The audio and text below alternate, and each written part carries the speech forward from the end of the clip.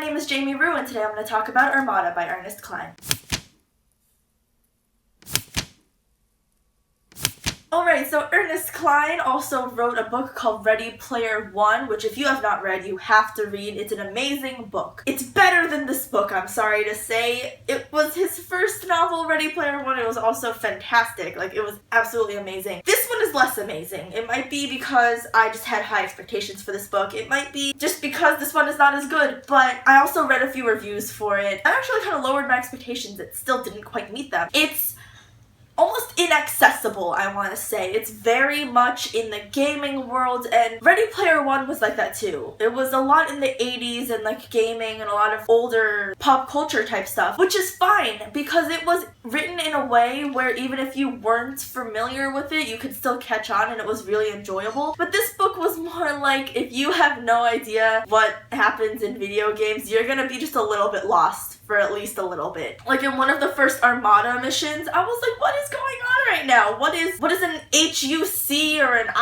ITS or a UPAC or whatever the hell acronyms that they use or whatever initialisms? They're all just so confusing and they get jumbled up. If you're not a gamer, you might be a little bit confused. That being said, it was still enjoyable. I still really liked the book. Not as much as Ready Player One, but I'm definitely gonna buy it when it comes out in paperback. It's about this 18-year-old boy named Zach Lightman who is my age. I think he was born in 1999. Either that or 2000, but it's one of the two. He was born very close to when I was born, so this takes place in either 2017 or 18, and it's based off the premise that, basically aliens are real and all the sci-fi things that have happened in the past several decades are because they found out of these aliens that are around. There's something that I really like about Ernest Cline, and that's his voice. He has a very candid voice. You can relate to it, and it sounds like something that you would say. He uses a lot of pop culture, he uses a lot of phrases that you would use. Lines like that just make you kind of oh, okay, I like this author because they write how I talk. So if you don't want to know everything about this book, I'm assuming you don't if you haven't read it, then I suggest you leave right now and go pick up this book and Ready Player One if you haven't read that. I am so mad that Zach Lightman's dad died. Xavier Lightman, you should not have set up the bombs. I don't care if you were buying your son time. Are you kidding me?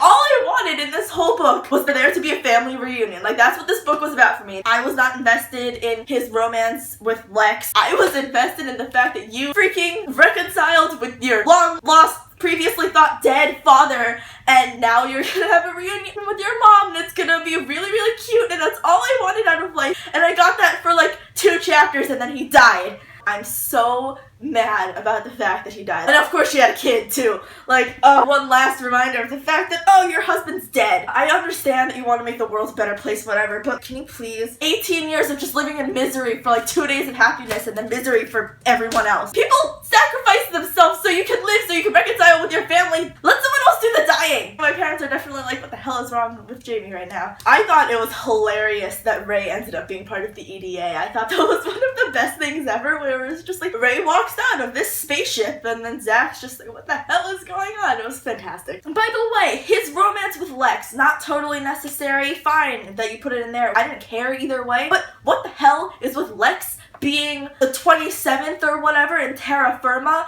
when she's a freaking computer wizard? Lex was just a Deus Ex Machina character. Oh, you have a computer problem? Lex has it solved. Oh, you're having a conference call right now, so you don't have to explain anything. I'll just make sure that everyone can listen in. They took down our QCOM things? No, they haven't, because I hacked it. Why are you not working for the government right now, originally? I don't understand how such a smart hacker, who can apparently outsmart the entire US government, does not have a government job.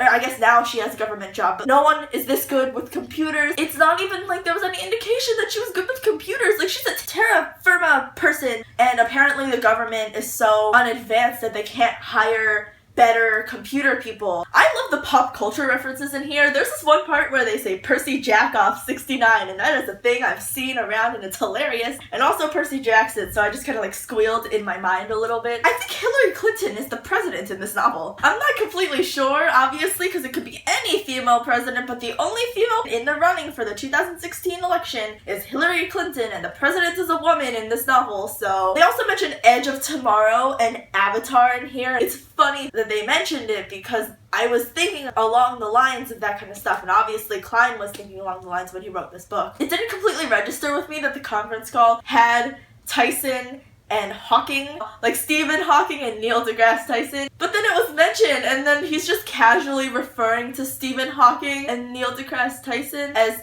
Hawking and Tyson.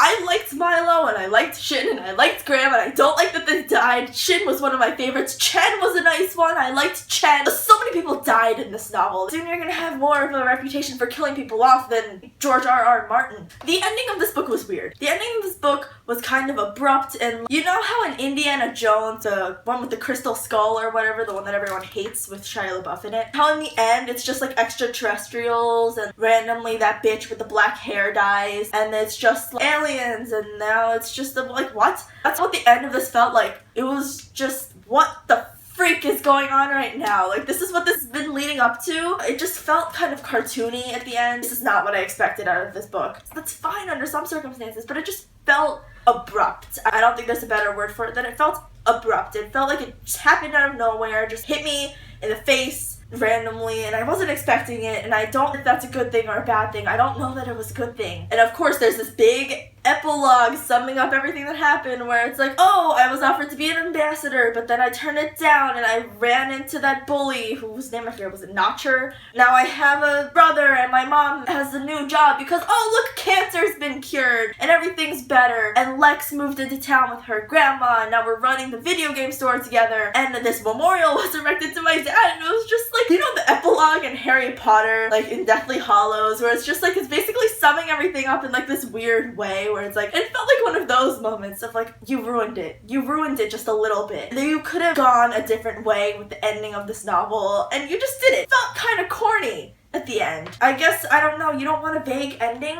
Maybe, is that what it is? That you didn't want a vague ending? But I would have preferred that the ending be vague. I would have even been okay with just you're visiting his grave now. But I didn't need all this exposition of like cancer's cured and so most diseases, like they've all been cured. I just feel like Cline could have gone about the ending in a better way. I always talk about the cover of books whenever I read them, and I think this cover was pretty interesting. Here's Ready Player One. I like this cover much better. I know there's another cover that's just the title, but this cover's, I like its aesthetic. It's very nice. I want this to have something similar. Zach Lyman as a character was pretty interesting. I feel like he was too accepting. I feel like most of the people here were too accepting, and I guess that was the premise of the book, was that everyone's been so inundated with the space stuff that they're almost desensitized to it now. But right, this is the world that we live in right now. No one would be this calm in this situation. I know people that play video games. I know people that are hardcore gamers. None of them would be as calm as Zach Lightman is in this situation. I guess maybe reading his dad's diary might have prepared him a little bit more, but he still thought his dad was a lunatic. Like, there's no way you wrapped your head around this so quickly, but I guess, I don't know. That's easy to say that when I haven't been thrown in a situation like this, but I don't know. I just feel like there could have been more of a like, what the F type reaction. Not the best book, but a good book. Definitely worth a read. If there are any other sci-fi type books that you think I should read, then leave them in comments down below. Alright, I'm gonna go now. Bye!